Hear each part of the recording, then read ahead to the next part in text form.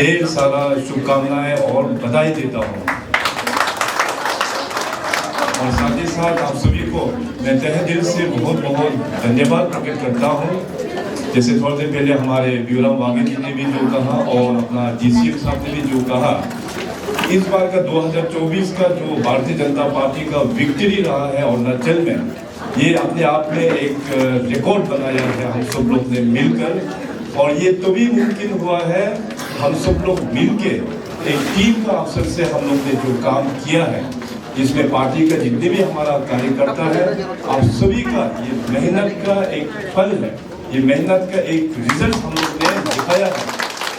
तो आज इस पार्टी ऑफिस से पूरे अरुणाचल प्रदेश के जितने भी हमारा भारतीय जनता पार्टी के लाखों कार्यकर्ताओं को इस खुशी में ढेर सारा शुभकामनाएं और धन्यवाद।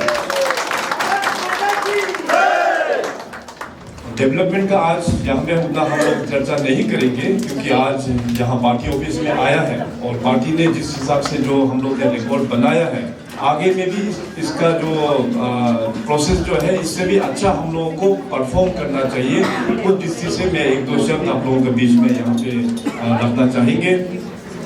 जैसे इस बार आप सबको पता है कि अपना भारतीय जनता पार्टी का तीसरी बार लगातार इस राज्य में हम लोग ने सरकार बनाया। और सरकार बनाने के साथ साथ सबसे पहला काम अपना बीजेपी पार्टी रूल गवर्नमेंट ने सबसे पहला काम ये किया कि पहला ही दिन में हम लोग ने 100 करोड़ 100 करोड़ जो है chief minister social security scheme में रिलीज कर दिया है।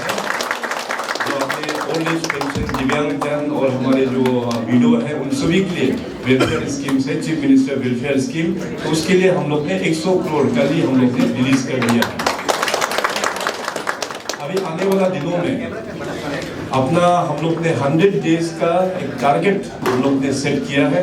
कल पहला कैबिनेट हम लोग ने बैठा, तो पहला कैबिनेट में हम लोग ने तय किया कि 100 डेज के अंदर में क्या क्या काम करेंगे। तो उसमें कुल मिला के युवाओं से लेके स्कूल एजुकेशन से लेके वुमेन्स वेलफेयर को लेते हुए agriculture and allied sector, tourism sector, लगभग सभी जो सेक्टर्स को लेते हुए 24 पैरामीटर्स को हम लोग ने तय किया कि आने वाला 100 दिनों में इस क्षेत्र में हम लोग बनाएंगे, ताकि इसका फायदा हमारे युवाओं से लेके हमारे बुजुर्ग माता पिता सभी जनों को मिले। इस प्रकार से हम लोग ने एक 100 डेज का एक रोड मैप बनाया है। अभी आने वाला जो दिन है हम लोगों के पास में सरकार के लिए 5 साल, अभी आज फर्स्ट डे असेंबली काउंट किया जाएगा, आज से 5 साल का काउंटिंग जो है शुरुआत हो गया। तो 5 साल का जो हम लोग का जो टारगेट है, ये आप सबको पता है। आप सब लोग ने पूरा voter to voter, door to door आप लोग ने कैंपेन किया है। हम लोग पार्टी ने जो संकल्प पत्र जो हम लोग ने रिलीज किया, उस संकल्प पत्र को अपना राष्ट्रीय अध्यक्ष श्री JP नड्डा जी ने ईटानगर में आके चुनाव दौरान जो रिलीज किया है, उस मैनिफेस्टो के तहत ये सरकार बीजेपी सरकार काम करेंगे। तो उस मैनिफेस्टो से हम लोग डिबेट नहीं करते हुए हम लोग 100% अचीवमेंट इन 5 साल में करके अपने लोगों को हम लोग डेडिकेट करेंगे। और ये तभी मुमकिन होगा जब सरकार के साथ में पार्टी कंधा से कंधा और कदम से कदम मिलके जब हम लोग चलेंगे। तो लगभग मैं देखा कि 2019 से लेके 24 का जो तालमेल जो है ब्रॉडली हम लोगों का बहुत ही अच्छा रहा। उसमें तो भी काफी सारा लिखना भी हुआ, बीच में कम्युनिकेशन गैप भी हुआ होगा यहाँ राज्य कैपिटल के यहाँ पे स्तर में और अपना डिस्ट्रिक्ट या मंडल स्तर में भी कुछ गैप भी रहा होगा। तो हम सभी का एक्सपीरियंस है, हमारे साथ आज जितने भी ऑनरेबल मिनिस्टर्स हैं पूरी पार्टी का है, इसके अलावा कुल मिला के हम लोग 46 बीजेपी MLAs हैं, उनका भी अपना पार्टी में ही लेके आए हुए हैं। तो कुछ तजुर्बा है, उसको हम लोग डिस्कस करते हुए सबसे पहले तो MLA और पार्टी, सरकार और पार्टी, इसके बीच में जो गैप जो है, क्या क्या गैप है उसको हम लोग एनालिसिस करेंगे और उस गैप को फिर कैसे मिटाया जाएगा उसका भी एक माध्यम हम लोगों को ढूंढना होगा। तो इसीलिए अभी आने वाले दिनों में ये हमने तय करके रखा है कि हर एक फ्राइडे या सैटरडे को, तो बाद में हम पार्टी का SOP से हम चर्चा कर लेंगे, हफ्ता में एक बार यहाँ एक मिनिस्टर एक मिनिस्टर हमेशा पार्टी ऑफिस में आके अटेंड करेगा, उससे अपना डिपार्टमेंट का चर्चा हो या बाकी स्टेट के जो कुछ इश्यूज है तो उसमें उनके साथ में एक अच्छा कोऑर्डिनेशन भी होगा। और पार्टी के तरफ से भी उस प्रोग्राम को मॉनिटर करने के लिए एक सीनियर कोई सेक्रेटरी या कोई जनरल सेक्रेटरी या वाइस प्रेसिडेंट उसको मॉनिटर करना चाहिए। तो इसमें सुबह 10 बजे से लेके शाम तक वो मिनिस्टर आप लोगों के साथ में इसी यहाँ पे दफ्तर भी है उसके लिए ही बनाया हुआ है, तो यहाँ पे उससे करके हम लोग काम करेंगे। और ये मैंडेटरी है, जो मिनिस्टर यहाँ अगर अटेंड नहीं करता तो हमको रिपोर्ट करना है कि किस कारण से सपोज मान लीजिए कि भीमराव वाघे जी का यहाँ पे अभी उनका डेट पड़ गया, मगर कुछ इंपॉर्टेंट काम से अपना डिस्ट्रिक्ट टूर में जाना पड़ रहा है या दिल्ली में मीटिंग में जाना पड़ रहा है, तो हमको इंटीमेट करेंगे, उसका मुताबिक से हम रोस्टर को मैं फिर चेंज करके दूसरा को हम भेज देंगे, लेकिन खाली नहीं छोड़ेंगे। तो कार्यकर्ता का हिसाब से देखिए हम सब लोगों को बहुत ही एक डिसिप्लिन होना बहुत ही जरूरत है। तो चलो इस बार का चुनाव जैसे मैंने कहा कि हम सब लोगों का मेहनत के कारण से, पूरा पार्टी का मेहनत के कारण से हम लोगों को बहुत अच्छा एक जीत हुआ है। अभी आने वाला जो 2029 उसको भी हम लोग इससे भी बड़ा जीत किस प्रकार से करेगा, उसमें हम लोगों को बहुत ही डिसिप्लिन वे में काम करना है। और आप सबको पता है कि एमएलए का इलेक्शंस खत्म होने के बाद 2019 में भी मैंने बीजेपी के जितने भी जो 41 एमएलए था उसको हमने ट्रेनिंग कराया था। तो बीच में कोविड आने का कारण से 2 साल कोविड में चला गया, उससे ट्रेनिंग का फॉलो अप ना हम लोग कर नहीं पाया। तो इस बार भी ऑलरेडी ट्रेनिंग का जितने भी जो हमारा 46 बीजेपी एमएलए है वो पूरा पार्टी का अम्ब्रेला में बैठ के पूरा ट्रेनिंग दिया जाएगा उन लोगों को, पार्टी का किस हिसाब से आगे बढ़ना है और अपने ऐसे एमएलए किस प्रकार से परफॉर्मेंस करना चाहिए, इसका भी ट्रेनिंग मॉड्यूल्स हम लोग पूरा बना के रखा हुआ है। अभी अरुणाचल प्रदेश में 60 में से हम लोग 46 इस बार हम लोग लेके आ पाया। बाकी अभी जो हमारा 14 सीट्स में जहाँ जहाँ अपना उम्मीदवार हार गया, तो उनका अभी फ्यूचर क्या होगा, उनका वहाँ के हमारे कार्यकर्ता लोगों का फ्यूचर क्या होगा, इसके लिए भी हम लोगों को चर्चा करना चाहिए। और जैसे मैंने पहले कहा, जैसे मैंने इलेक्शन से पहले भी कहा कि इस बार अभी जो भी कामकाज होगा एमएलए जो है अपना संगठन को साथ में लेते हुए अपना मंडल के जितने भी जो सदस्य है उनके साथ में चर्चा करते हुए अपने कॉन्स्टिट्यूंसी का काम को भी आगे बढ़ाएंगे। और जहाँ जहाँ अपना एमएलए नहीं है वहाँ में अपना मंडल अध्यक्ष है, उनका पूरा टीम है, उनको उनका जरिए से काम को हम लोग एग्जीक्यूट करेंगे। ये पार्टी का वादा है, उसको हम लोग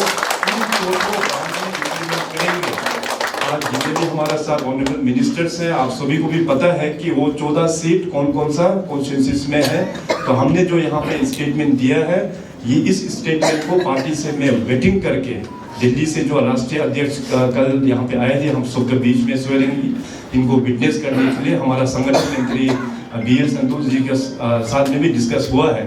तो पार्टी का पूरा इसमें सपोर्ट है। तो ऑनरेबल मिनिस्टर्स आप लोग भी बिल्कुल डिबेट नहीं होना है इसमें, कहीं पे हमको अगर कंप्लेंट आता है तो हम लोग फिर इसके ऊपर में हम चर्चा करेंगे आप लोगों के साथ में भी। तो देखिए इस बार अभी पिछला जो हम लोग ने हिस्ट्री बनाया है, भारतीय जनता पार्टी महिलाओं का हम लोगों का एम्पावरमेंट के लिए बहुत काम करते हैं। नरेंद्र मोदी साहब प्रधानमंत्री बनने के बाद महिलाओं से जुड़ा हुआ बहुत सारा स्कीम्स उन लोगों ने PM साहब ने पूरे देश भर के महिलाओं को डेडिकेट किया है। और देखिए उससे भी बड़ी बात, हमारे महिलाओं लोग सब कुछ मैनेज करते हैं घर में। तो अभी महिलाओं को पॉलिसी मेकिंग में भी शामिल करने के लिए नरेंद्र मोदी जी ने और बीजेपी पार्टी की सरकार ने नारी शक्ति वंदन अधिनियम, जिसको हम लोग वुमेन्स रिजर्वेशन बिल बोलते हैं, उसको भी ऑलरेडी पास कर दिया है। सो आने वाला दिनों में 2029 के चुनाव में 33% रिजर्वेशन लोकसभा में भी होगा, 33% रिजर्वेशन विधानसभा में भी होगा। तो इसलिए पार्टी के लिए, हम सभी के लिए, पार्टी के लिए भी, सरकार के लिए भी, हम सभी के लिए अभी ये बहुत एक अच्छा अवसर है कि देखिए अपना स्टेट का बात करें तो 60 में से 33% अगर निकाले तो 20 सीट्स, 20 सीट में महिला आना ये कंफर्म है। पार्टी का पार्टी का टारगेट ये होना चाहिए कि केवल हम लोग 20 सीट में ही महिलाओं को सीमित नहीं करेंगे, उससे भी बढ़ के हम लोग महिलाओं को विधानसभा में लेके आएंगे। उसके लिए पार्टी को अभी से ही हम लोगों को वुमेन्स लीडरशिप का ग्रूमिंग करना ये बहुत इंपॉर्टेंट है। डिस्ट्रिक्ट लेवल में हो, स्टेट लेवल में हो, कॉन्स्टिट्यूंसी लेवल में हो, अपना पार्टी के कार्यकर्ता महिला लोग जो लोग जुड़े हुए हैं उनको अभी से ही ग्रूम करना जरूरी है। ऐसा नहीं होगा एमएलए है, सिटिंग एमएलए है, वुमेन रिजर्वेशन आ गया, उसका जगह में उसका वाइफ है, ऐसा नहीं चलेगा। भारतीय जनता पार्टी नहीं है। हम लोग हमेशा इफेक्टिव लीडरशिप जिसका पास क्वालिटी है उसको ही हम लोग आगे भेजेंगे। डे 1 से ही मैं बोल रहा हूँ, रिजर्वेशन पड़ गया एमएलए, मिनिस्टर या इवन सीएम का भी, वो रिजर्वेशन पड़ गया तो मेरा वाइफ करेगा, ठीक है। महिलाओं में भी कैपेसिटी है, अगर मेरा वाइफ में कैलिबर है तो वो कर सकता है, कैलिबर नहीं है तो बिल्कुल नहीं। इसलिए हम लोगों को 60 का 60 में हम लोगों को मेहनत करके रखना होगा। लॉटरी कहाँ गिरेगा वो भगवान ही जानता है, तो तैयारी करके रखना ये पार्टी का रिस्पॉन्सिबिलिटी है। आज डे 1 से ही मैं आप लोगों को पार्टी को एक डायरेक्शंस में दे रहा हूँ, नहीं तो फिर 2029 में हम लोगों को इस जो चुनौती जो है हम लोग लास्ट मोमेंट में इसको हम लोग संभाल नहीं पाएगा। सो उस टारगेट को देखते हुए, उस चुनौती को देखते हुए अभी से ही हम लोगों को चर्चा करते हुए वुमेन्स एम्पावरमेंट, वुमेन्स लीडरशिप के लिए हम लोग और भी चर्चा करके बातचीत करना ये बहुत ही ज़रूरी है। अभी देखिए, अभी सबसे पहले तो मैं पिछले कई दिनों से भी, कई सालों से हमेशा जो भी स्टेट एग्जीक्यूटिव मीटिंग हो, हम हमेशा बात को रखते रहता है कि मंडल ऑफिस और डिस्ट्रिक्ट ऑफिस इसको बनना चाहिए। तो बहुत बार बोलने के बाद अभी कहीं जगह में मंडल ऑफिस बन गया और कहीं जगह डिस्ट्रिक्ट ऑफिस भी बन गया है, मगर अभी भी बहुत सारा जगह में है। मंडल में अभी तक पार्टी रेंडेड में चल रहा है, डिस्ट्रिक्ट में भी पार्टी रेंडेड में चल रहा है। तो अभी ये टारगेट होना चाहिए कि आने वाला 2-3 साल में हम लोगों को सबसे पहले मंडल ऑफिस 100%, डिस्ट्रिक्ट ऑफिस 100% कंस्ट्रक्शन करके हम लोगों को ये काम करके दिखाना है। इसके लिए मैं पार्टी को भी जिम्मेदार देता हूं और साथ साथ सरकार की ओर से जो भी सहयोग है, जो भी हम लोग पॉलिसी बनाएंगे उसको ऊपर में चर्चा करके हम लोग इस विषय को आगे लेके जाएंगे। और जहां जहां उस मंडल और उस डिस्ट्रिक्ट में अपना बीजेपी एमएलए है, उन लोगों का ये बहुत बड़ा रिस्पॉन्सिबल होगा। अगर अपना कॉन्स्टिट्यूंसी में मंडल ऑफिस नहीं है तो मंडल ऑफिस को बनवाना, डिस्ट्रिक्ट में जितने भी बीजेपी एमएलए हैं डिस्ट्रिक्ट में उसको ऑफिस को बनवाना। अगर ऑफिस नहीं बनता है तो ये भी पार्टी लोग नोट कर दीजिए कि उसका टिकट 2029 में रिकमेंड ही ना करें।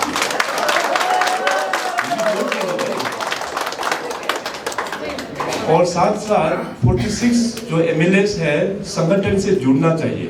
अभी संगठन के ऑफिशियल पद में तो आ नहीं पाएगा, मगर पन्ना प्रमुख के या पन्ना का जो मेंबर होता है उसका रूप में जुड़वाइए। मैं भी जब अपना भारतीय जनता पार्टी का लेजिस्लेटिव पार्टी मीटिंग होगा तो मैं भी उन लोगों को कहूँगा, जब तक विधायक अपना संगठन के साथ में नहीं जुड़ेंगे तो उनको संगठन अपनापन संगठन का ही है, हम वो फीलिंग नहीं आता।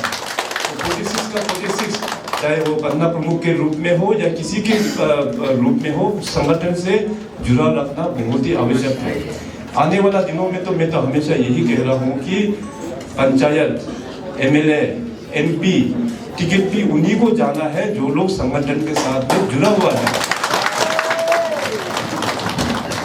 अभी पहले तो नॉर्थ ईस्ट और अरुणाचल प्रदेश में अपना भारतीय जनता पार्टी का प्रेजेंस ना के बराबर था, मगर अभी 10 वर्ष हो गया है। अरुणाचल में अभी अच्छी प्रकार से हम लोग प्रेजेंस दिखा पाया, नॉर्थ ईस्ट में भी सब स्टेट्स में हम लोग प्रेजेंस दिखा पा रहा है। अभी हम लोगों को थोड़ा बहुत प्रोफेशनल होना है। अभी संगठन को जितना आगे बढ़ाएगा उतना ही अपना राज्य का भविष्य के लिए ये बहुत ही अच्छा है। अरुणाचल प्रदेश हम लोग देखो बहुत एक बड़ा स्टेट है, यहाँ पे बहुत जनजाति यहाँ पे बसे हुए हैं।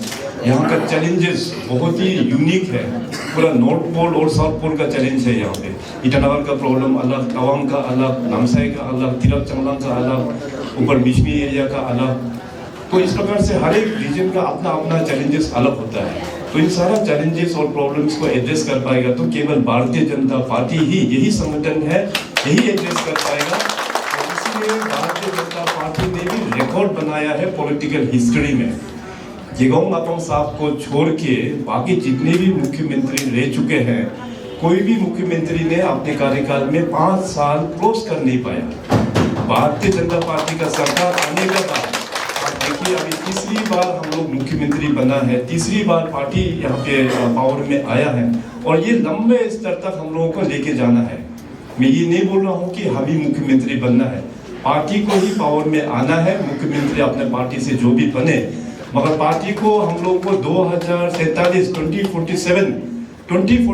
का जो विकसित अरुणाचल, जो पीएम साहब ने जो विकसित भारत का जो सपना देखा है, अरुणाचल के लिए 2047 तक uninterrupted BJP ruled government Arunachal Pradesh में होना पड़ेगा। लोग जाके ये स्टेट देखिए पूरे अपने देश भर में one of the best state में जाके उभर के आएगा। अभी पिछले 8-10 सालों में आप लोग देखिए डेवलपमेंट किस रफ्तार से हम लोग जो लेके किया है भारतीय जनता पार्टी आने के बाद, और ये 5 साल का कार्यकाल में तो और भी हम लोग ऊंचाई में डेवलपमेंट के स्तर पर हम लोग लेके जाएंगे। तो लेकिन डेवलपमेंट का काम तो बहुत होता है, लेकिन उसको हम लोग फिर आने वाला दिनों में चुनाव के जो प्रोसेस होता है उसको हम लोग फिर एनकेज फिर वोट में कैसे कन्वर्ट होता है, इसको ऊपर भी हम लोग ध्यान देना है। इस बार हम लोगों का बहुत अच्छा एक्सपीरियंस रहा। आप सब लोग ग्रास रूट लेवल में जाके कैंपेन किया, लोगों से वोट मांगने किया, कैंडिडेट के साथ में आप लोग कहीं लोग साथ में घुमा भी होगा।